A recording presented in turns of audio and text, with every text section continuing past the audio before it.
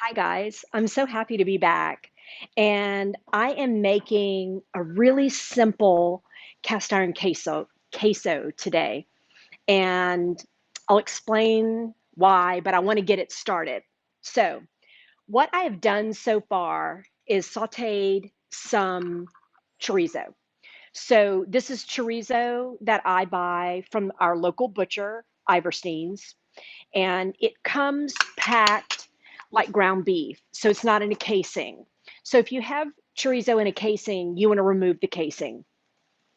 So this is cooks up like ground beef and it's beautiful, and it smells wonderful, and it has wonderful seasonings. But what it doesn't have is a ton of fat. So I'm going to show you what happened in this skillet. Lily, would you bring me a pot holder? Lily's here. Everybody's here. We're getting ready for a cooking class and life changing chicken. You guys should be here. Okay, so I already sauteed the chorizo, and as you can see, it didn't render much fat at all. So he's using um, pork that's just a cut of pork that's just not that fatty. And so you don't really have to drain anything off. But if you do have to drain off the fat, what you want to do is drain off the fat, but keep all the cooked on bits. So just take care when you're doing that, because this is all about building on these flavors. So I'm going to get going with this. So this is a queso that I load up with sauteed vegetables. So I've got about a half of a red onion, really thin slivers, and I did about a half of a red bell pepper and a half of a green bell pepper and a poblano pepper. I did take the seeds and membranes out. You don't have to, but I am not a huge fan of crazy spicy things, but a poblano on its own isn't one of the really hot peppers. Um, but the combination of bell pepper and the poblano is really delicious. So I'm going to get this in my skillet and I'm going to crank my heat up. And I'm definitely going to pick up everything that's cooked on the bottom, and probably won't need to add any additional fat. But if it's really dry or burning or sticking, you definitely want to do two things. You want to manage your heat. So that's when you would lower your heat or physically pick up the skillet and move it, and also use fat. So those are the things that are going to keep the fond from burning. And you don't want the fond to burn, especially if you're doing a preparation where you're going, for example, we do a chicken where we sear chicken, move the chicken to the plate. Then we cook mushrooms, move the mushrooms to the plate. Then we create a sauce. So if you've burnt that fond in step one, you've ruined your sauce. So you want to make sure that you are preserving the fond. Let's needlepoint that on a pillow. Preserve the fond. So you want to make sure you're preserving the fond from beginning to end, especially if you want that sauce at the end. But fond is what's building flavor all along. So the spice blend I'm going in with, you might think it's a spice, but it's a blend. It's probably in your cabinet, and it's chili powder. So we get a lot of questions about chili powder. And I need a measuring spoon, Lily. I'm so glad Lily's here. Thank you. A teaspoon. So chili powder is a blend. The chili powder that we spell with an I is a blend, and you use it to make the dish chili, just like your fall and wintertime chili with beans and ground beef. Hang on. But it's really just an all-purpose blend. So I'm going to go in with chili powder in the vegetables. It's just going to give it good, rich flavor. There's paprika, there's cumin, there's salt, pepper, onion, garlic. So a chili powder isn't just for the dish chili, you can use it as an all-purpose blend. And I'm going to use it again on these tortillas and get these in the oven. Okay, so I'm going to get these seasoned and in the oven and keep working on my vegetables. So let's talk a little bit about why I'm using these ingredients and who I've been talking to on the podcast. So Galen Iverstein, if you listen to my podcast, Smidgen, you can find it on all your podcast apps. So if you listen to my podcast, Smidgen, my very first episode was with Galen Iverstein because I wanted to talk to him about chicken.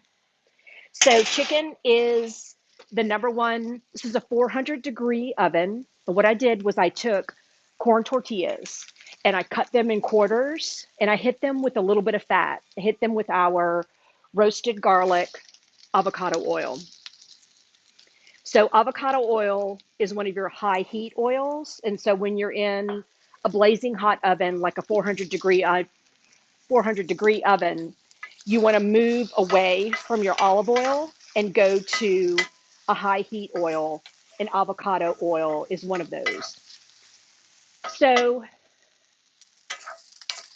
if you listen to my podcast, Smidgen, the very first episode is with Galen Iverstein because I wanted to start off my podcast talking about the number one question that I get from customers, which is, how do I make chicken taste better? So this was back 2 years ago, and we talked a lot about chicken and about how you can purchase chicken and make the most out of your dollar, how you can purchase chicken that supports local farmers and ranchers in your farmers market versus maybe buying convenience cuts. And so we talk on the podcast, and I've just felt like we gave some great information. And so I wanted to revisit with Galen on the podcast. So we'll have him back on the podcast. And I mainly wanted to revisit with him because both he and I had some unique experiences during the pandemic. Um, at at a time when I was unsure what was going to happen with my business, suddenly we were busy, like almost busier than we could handle because it was a whole lot of cooking going on at home. And we hear the word pivot a lot, that small businesses made a pivot and, made some changes to adapt. A lot of what people call pivots for me felt like panic at the time, but it was similar for Galen. And he really had to adjust because the market changed so much during the pandemic. So I wanted to talk to him about his experiences, but he's also just a dear friend. So Galen is a big part of what we do here at Red Stick Spice because we host farm tours. And we have one coming up this spring, but it's sold out.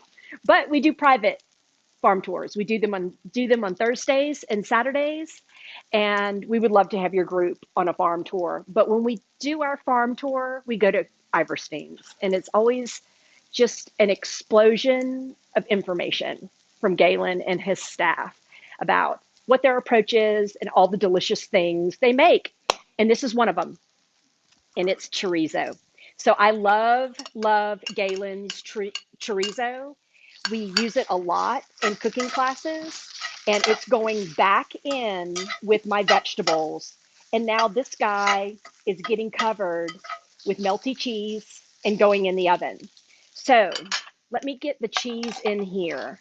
And I've got Monterey Jack and mozzarella because it's what we could find. We were having a little trouble finding cheese, but a great cheese to choose when you can find it, and most grocery stores have it, is Oaxaca. Close enough? Did I do it? That is the melty Mexican cheese. So that is a great cheese to choose for this dish and what would be traditionally used. So here I go in the oven, and I'm gonna pop out my tortilla chips and see how they're doing. And they're getting, they smell like lovely toasted tortilla chips, but they've got a little, they're getting crisp on the edge, but they've got a little ways to go. I'm going to pop them back in and get my garnish ready for my queso. Okay, here I go back in, and we're going to get this cranked up and moving. All right, here we go. So, oops, here I am. What happened? Whoops. There we go. Okay, so Galen's chorizo is a staple in our cooking classes. We love it for this dish. We've also used it, we've also folded it in to ground beef for burgers or sliders, and we've used it to stuff mushrooms, and it was pretty amazing. Okay, so I'm going to get my garnish going here. And I think I've got a tomato in that bowl, you guys, that I can chop up. But I've got a little bit of cilantro, and then I'm going to work on this tomato. And then I have something that's been tucked in the fridge that I think is always tucked in the fridge here. We're going to put some pickled onions on top, and also use another local product from this great guy, Gerald Woods. Love him so much. He makes pickled jalapenos, and we're going to put those on top. I'm just going to give a rough chop to this cilantro. And I love that you guys are here. I love that I'm back doing these lives. We took a little break for spring break. We kind of couldn't figure out when spring break was. Was it the week before Easter? Was it the week after? And we finally figured out it's both. Okay, I've got cilantro ready to go, and I'm going to chop this tomato and then get ready to top this queso. But how easy is that? You've got that cast iron, a little bit of sauteed vegetables. Don't forget the poblano. That's really important. And then that chorizo, which really gives it great flavor. And in your cast iron it goes. And you've got melty, bubbly cheese and queso and homemade chips. All right, I've got that all chopped up. And then we are going to take a look at how things are doing in the oven. Let's see how I did. What? All right, you've just got to take a look at this. You're just going to let it go a little bit longer. So I am 100% happy with that. I have no complaints. You could certainly turn on your broiler and get some color on there if you wanted to, but it is, look how out of practice I am with this camera. Sorry. But it's getting brown on the edges and it's bubbly and I can't wait. So I'm going to pop that back in just for a second, take a peek at my tortilla chips. So one fun thing that I do with tortilla chips, I do it more often with flour tortillas than corn. So these are great. They're still a little bit pliable. They're crispy on the edge. They'll be chewy in the middle. You could certainly go further, but these are lovely. So one thing I do with flour tortillas, sort of the same approach, either a neutral oil or butter, and then cinnamon sugar. And ooh, our cinnamon sugar would be fantastic on those, and make little cinnamon chips.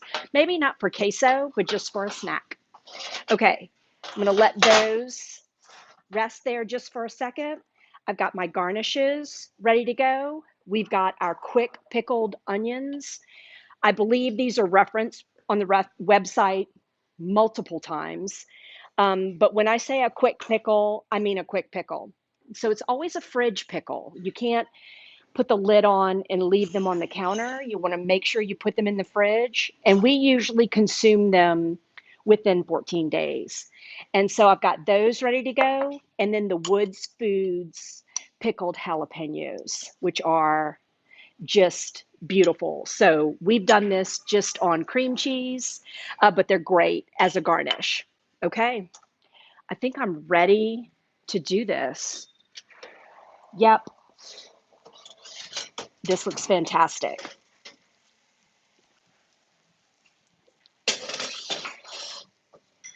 So there's my queso. Now, I know I'm going to burn my mouth, the roof of my mouth, when I take a bite. So I'm going to give that just a second. I'm going to get my chips in a bowl here.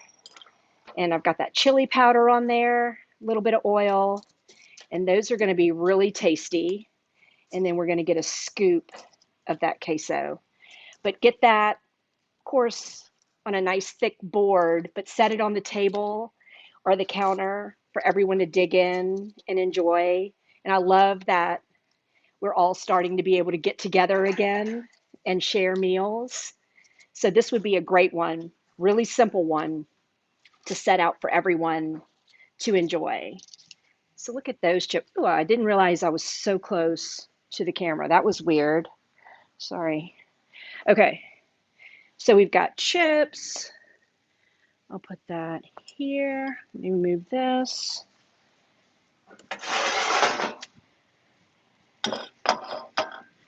Chips, queso. Let's garnish. I've got my cilantro going on. Got my tomatoes. Oh gosh, that's just beautiful. And then some pickled onion and those wood foods, jalapenos. I'm going to put these right in the center. That way when folks grab, they can get a little bit of pickled onion as they get their spoonful. Here's the pickled jalapenos. Those are so beautiful. Sorry, getting a call. All right, pickled jalapenos. And I'm going to take a bite. Let's see how I did. So I hope this is something that you can put together for folks coming over and that you go visit my friend Galen and grab some chorizo because it's so worth it. And I love that freezer case there. I go in there and stock up on all those prepared sausages, including this chorizo. But look at that. That's beautiful. All right, I've got a little dollop there. I'm going to put this on a chip and see how I did. And then I would love for you guys to listen to the podcast. It's called Smidgen. It's on all your podcast apps. And listen to any episode. You can jump in at any time, but definitely listen to the first episode and then listen to this episode, our final episode in season 3, as we talk to Galen with Ivor Steens. It's always a good conversation. It's always a teachable moment for me, not from me, but from Galen to me. I always learn something, and I just have such an appreciation for what he's doing. It's hard work, you guys, but he's doing a great job. Okay, here I go. It's going to be delicious. Oh my gosh. Bad manners, but so good, you guys. Mm, that's delicious. Okay, thanks, guys. I'll see you next time. Bye.